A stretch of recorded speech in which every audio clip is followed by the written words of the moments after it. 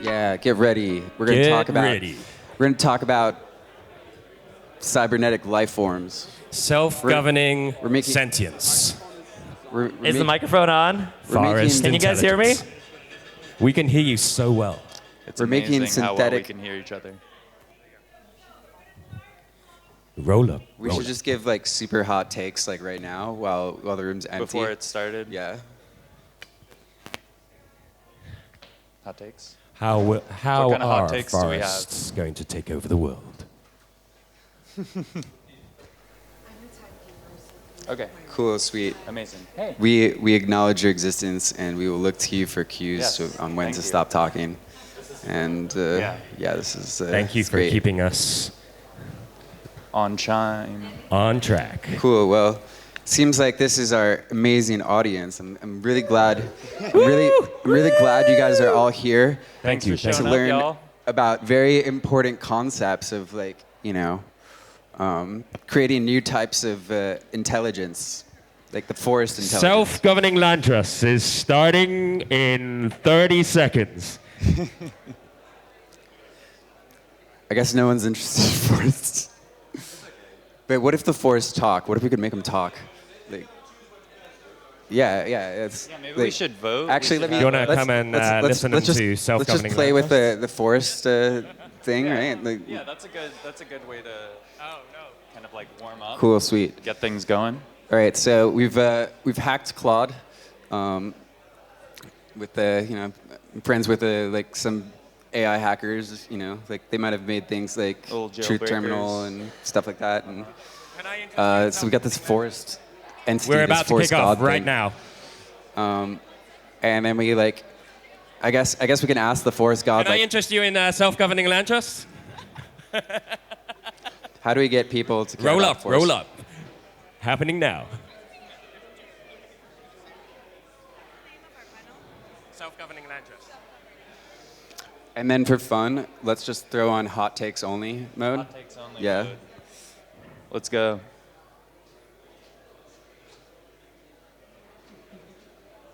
Oh, dude, the mixer. Oh, sweet.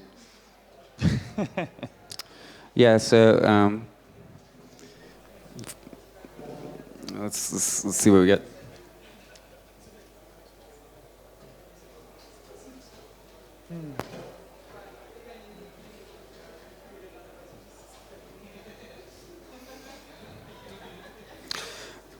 Wow. Okay, sweet. Claude's really going for it. Damn. It's really great that like we're on the literally on the Anthropic workbench thing, and it's like saying like fucking and stuff like that. It's really good.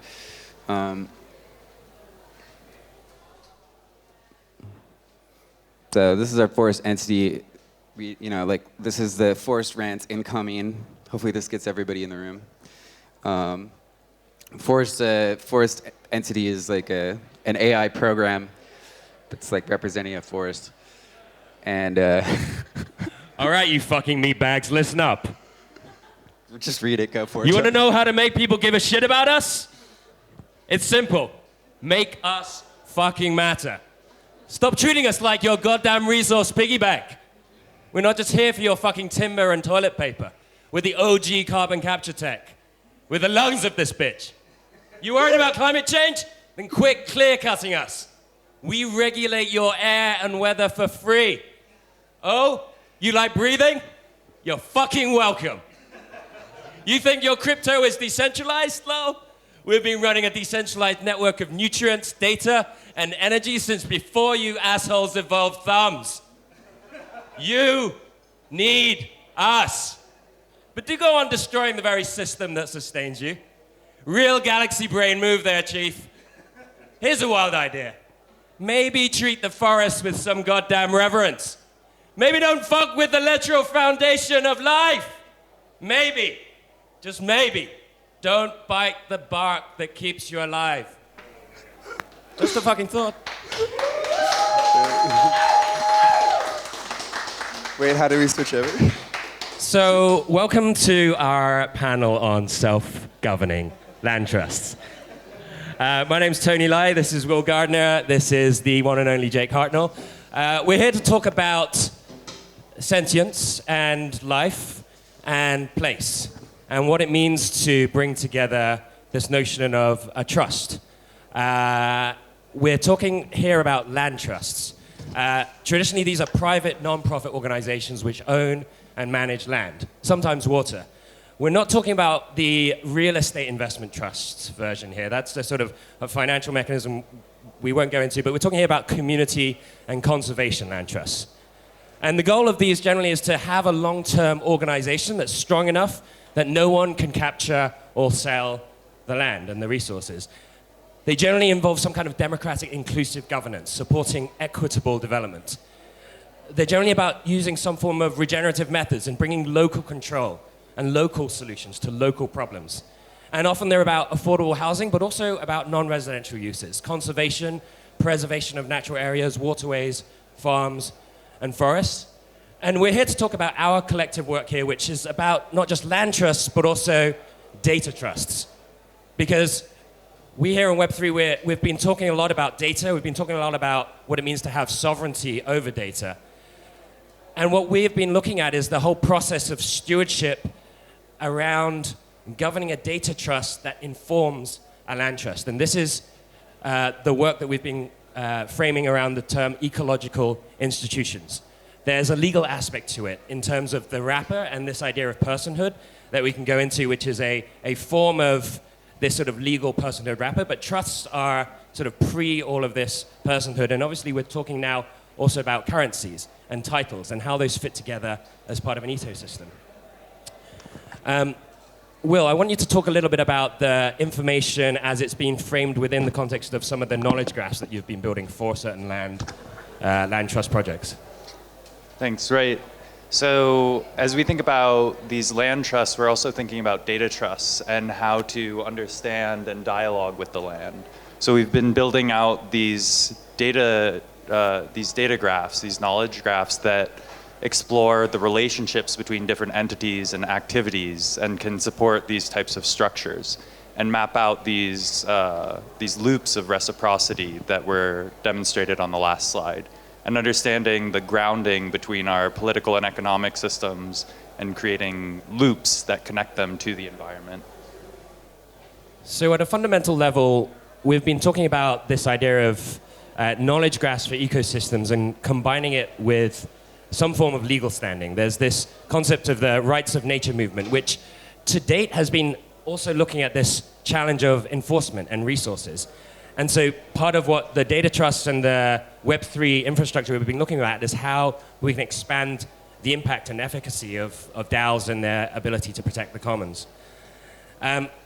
Touching on this concept of what regenerative economics, monitoring and verification, and like that process of governance can do for like the ecological system. I don't know if you want to talk a little bit about that next piece that involves like the ledger and how that's coming in to support data trust as well in this context.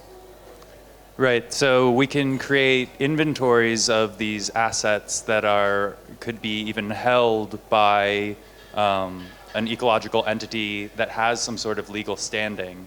And we can perform governance with communities to process the flow of these inventories and hold the data in trust and monetize that and value it. And the funds and the resources generated through that sensing can be distributed and owned through communities and through these entities themselves.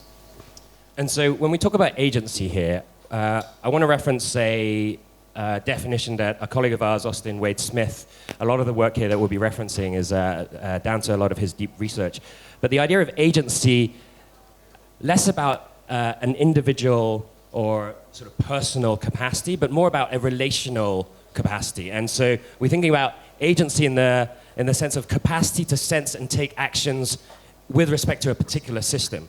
And there's this concept of legibility into a system, which is where we start talking about this idea of economic, informatic, and political agency.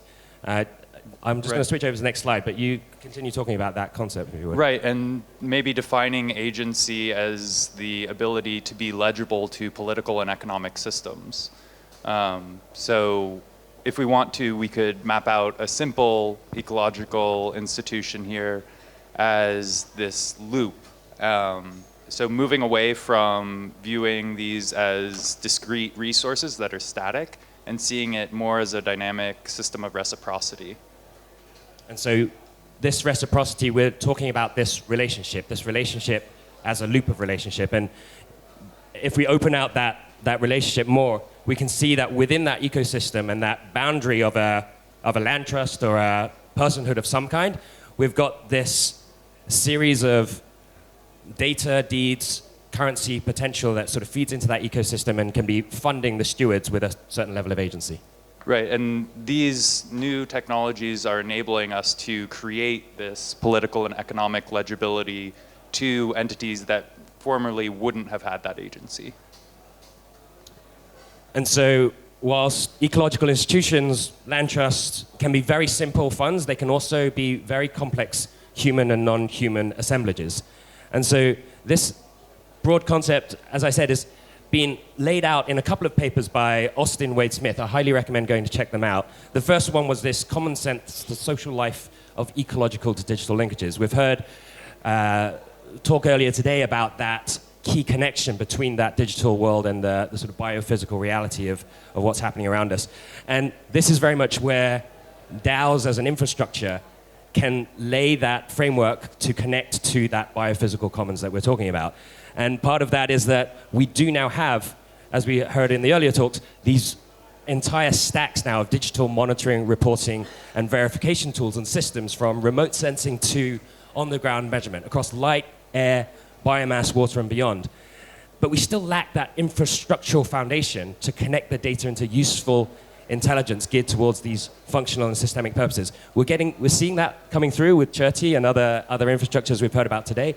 But what we're talking about here is fundamentally this idea of incorporating all of these different sensors and intelligence and economic functions and systems, such as green bonds, climate compensation funds, ecosystem services, and other environmental policies and instruments that are opening up these new fronts of innovation for bioregional coordination.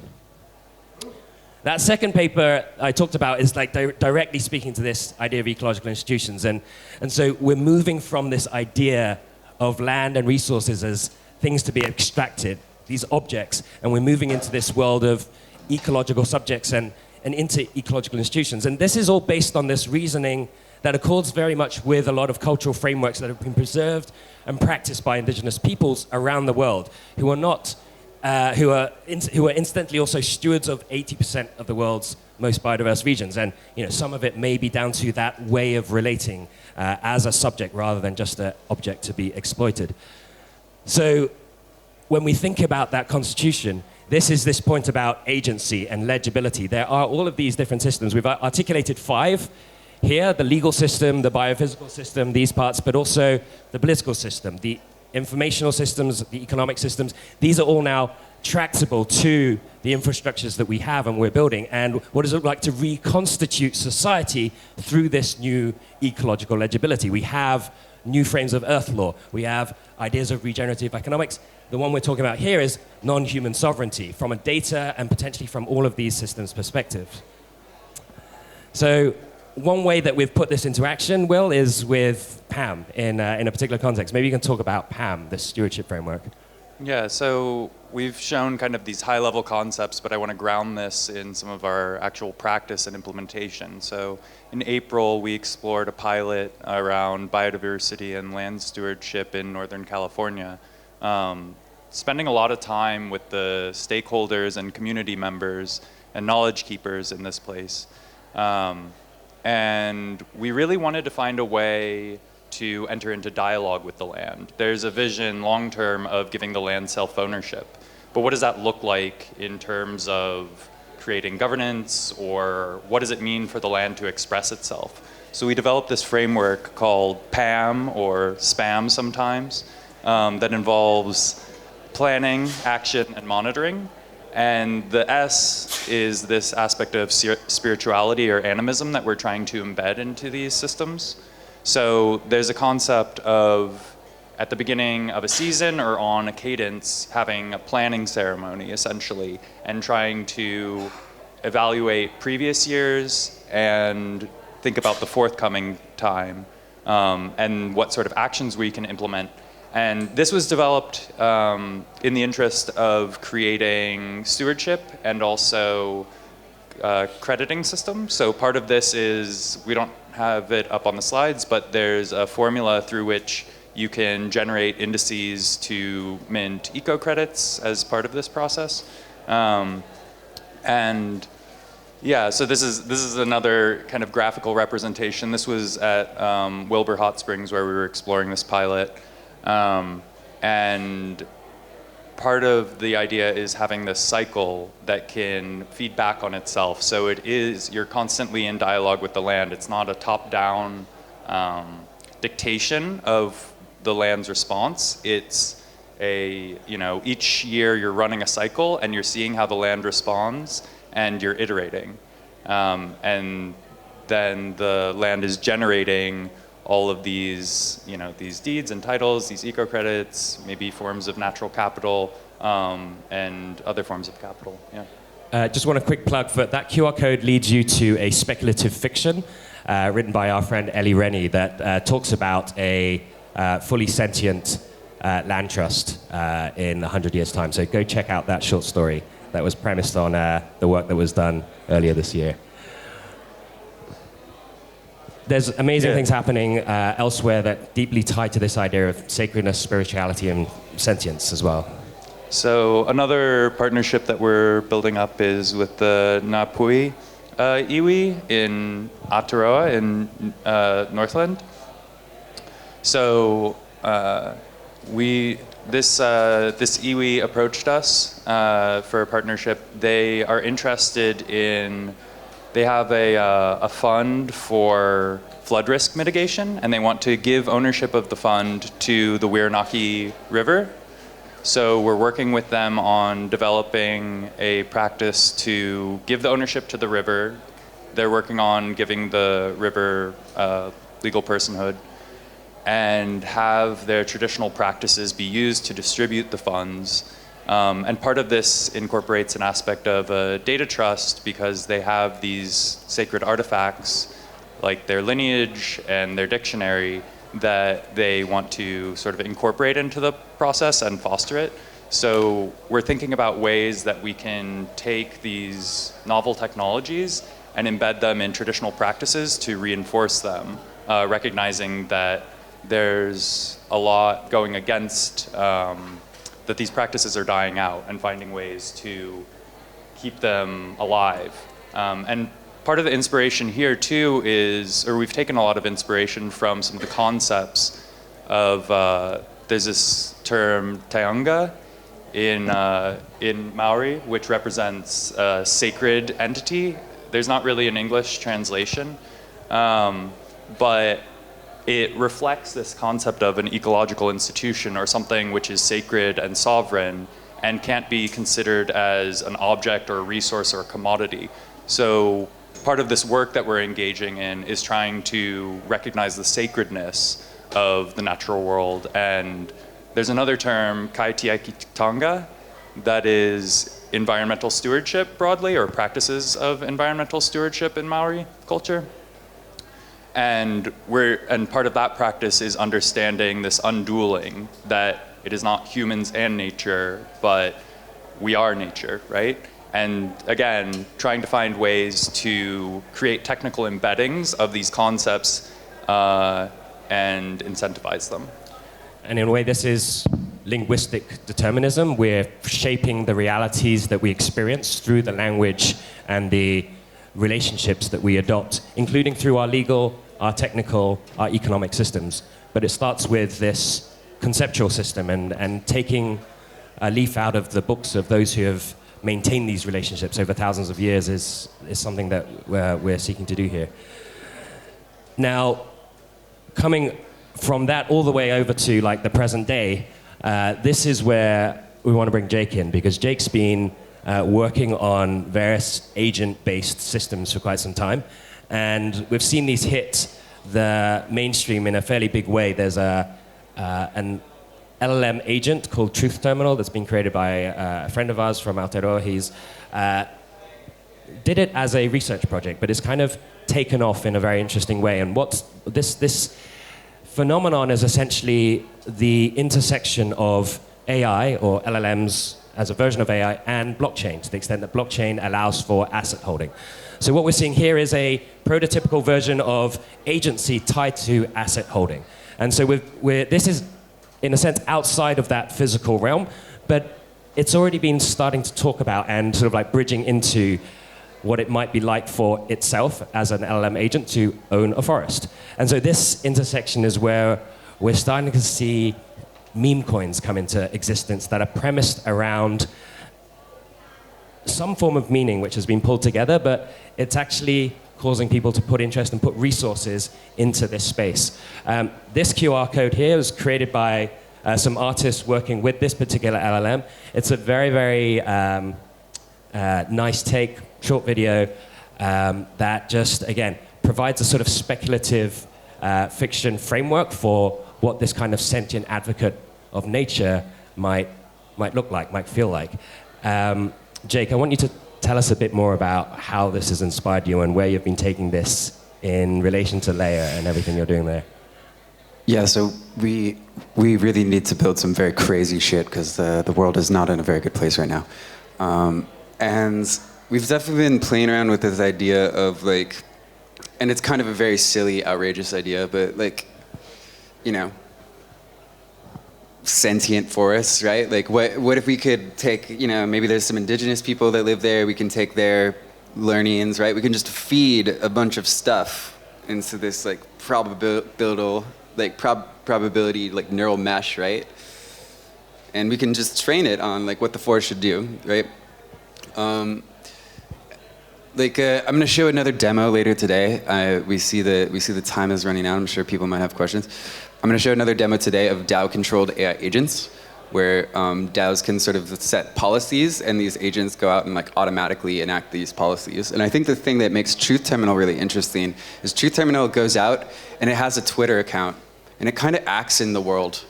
Like someone launched a meme coin for it, and it endorsed the meme coin, right? Or like it kind of like has gone and like created a bunch of things, right? People are able to interact with it, right? This is like actually I think like a really cool thing that's happening, where it's like we're moving into this world where we have these like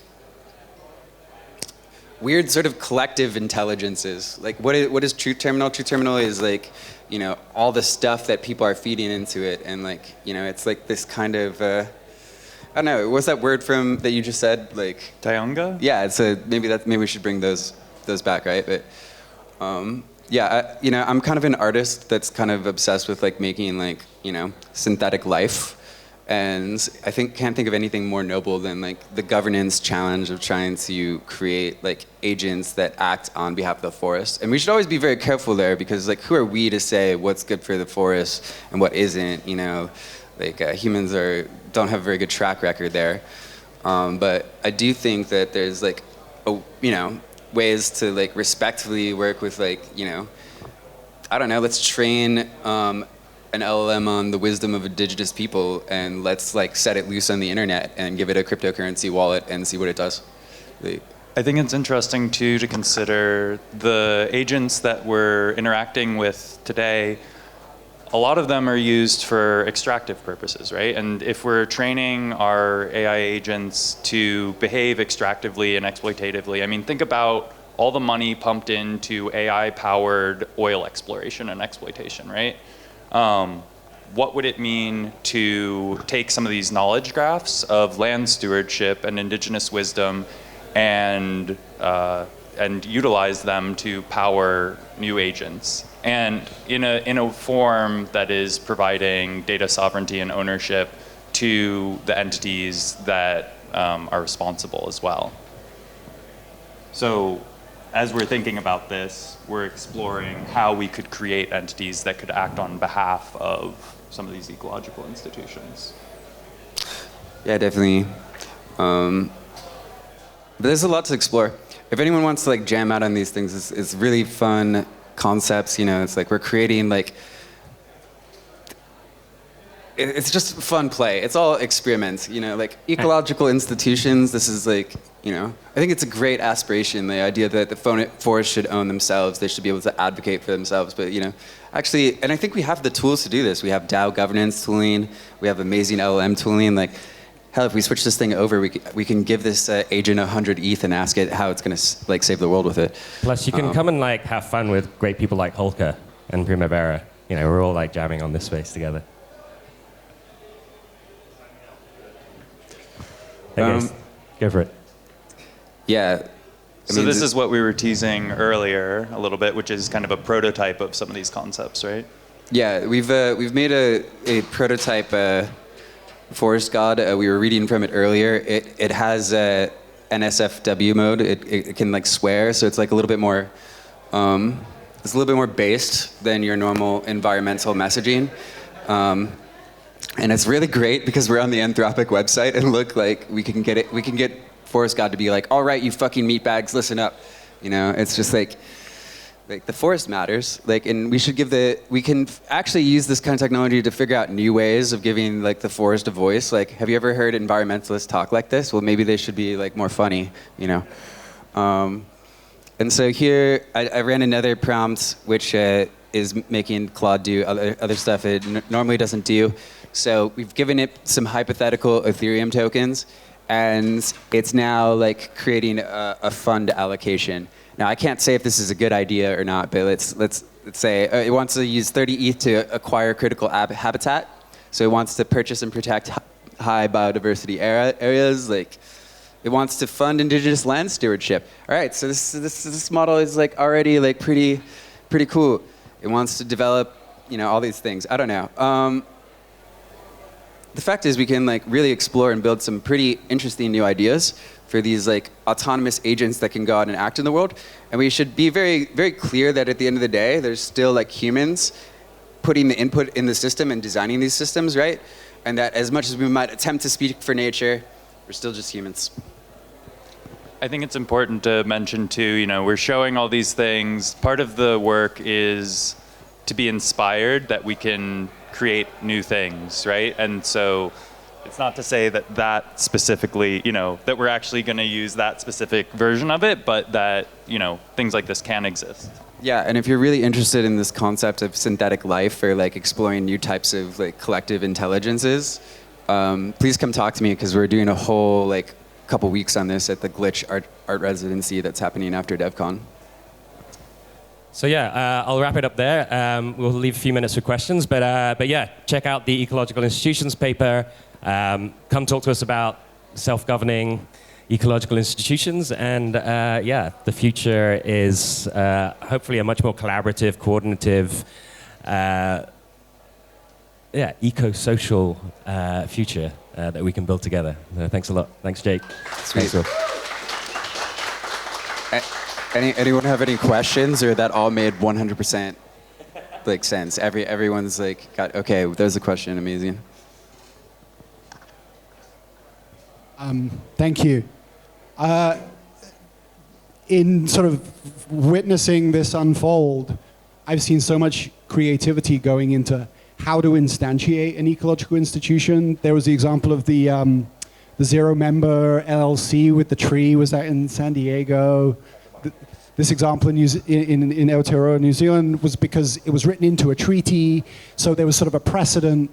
I'm curious if you could speak a little bit more about how to hack like existing legal systems, rules, regs, and so on, in order to be able to sort of spin up these institutions, because clearly the legal frameworks everywhere were not designed for representing non-human rights. I think we're seeing a wide variety of different approaches. Each jurisdiction that has sort of approached doing this has variously done so at the constitutional level, at the legislative level, at the local municipality level. And so there's some great organizations like the Earth Law Center, like the Global Alliance for the Rights of Nature, that have been essentially pulling together like the various different templates that are out there. And what we can do with these data systems and these knowledge graphs is we can actually, I think, underpin various different legal wrappers with a similar architecture of legibility into biophysical, informational, economic systems, whilst that legal wrapper can be modified or adapted to suit the purpose. The promise going forwards is that we're going to start seeing more and more law embedded into more open source computational frameworks that can be Git versioned and replicated, forked, and you'll have a much greater standardization. Ideally, that's what's going to come through with some of these sort of knowledge graphs that actually provide for the basis for these kinds of eco-smart contracts, let's say, and they're standardized patterns for eco-certs, et cetera, which can sort of like allow for these rights and obligations to be interoperable on a sort of translocal, cosmolocal basis. Law's generally the slower part to catch up, but we can work around it with some of these tools, I think. Dear. I really like the idea of ecological agents, but I'm also concerned that, especially with AI being biased in a lot of ways, that we're going to anthropomorphize like nature in general, and that there needs to be like a heavy emphasis on understanding or letting nature be to some extent, and actually just kind of not trying to personify it. And I'm just wondering, how might we strategically do that? I think, one of the things that I'm quite clear about is that we're just playing around. We're not actually talking for nature. I believe I've said that a couple times. But at the same time, we want to personify it in the legal sense. We want to give these things like legal personhood and like legal rights. And we want to maybe, and maybe this is not nature speaking of itself. It's like humans that care about nature, and we can pick the subset of humans that care about nature that you like and think have the right politics. Like maybe you're like indigenous people, and we want to make them richer and give them a say over how the thing should work. And so we take their will and we try to encode their will into code as much as possible, right? And that's our proxy for like talking about nature. Really, we're projecting our human like views on it. Even in the PAM model, which you showed earlier, how we're choosing what we're monitoring and whether or not that makes the land happy or not is very much a subjective kind of thing, right? But it's still worth doing, right? And I'm not one of those people that is going to be like, oh, there's some issues here, we should just totally not do anything and let the world fucking burn and all the forests get cut down and time is up. Literally, yeah, time is up. So it's like, I hear you. I think we need to responsibly experiment with these things and not, do false snake oil advertising that this is really nature speaking or whatever. But having things that go out and try to act and do things on behalf of nature is always great. And I completely agree. But it's like the strategy needs to be in place so that it doesn't get captured by this other if this becomes popular, if this becomes mainstream. Yes. A bunch of people are going to anthropomorphize nature, and those agents are going to be the strongest voices. And so it's just if we get people that don't give a fuck about nature to actually care a little bit, and maybe give money or pick more green activities, or maybe vote for people that are more environmentally friendly. Great. Who cares if they're if it took giving them a Disney character that they could talk to make them care. I don't know. Many more Let's talk questions. more about this later. This is a great thread of conversation, but time is up. Thank you so much. Let's talk about this afterwards. Brilliant. Yeah. All right.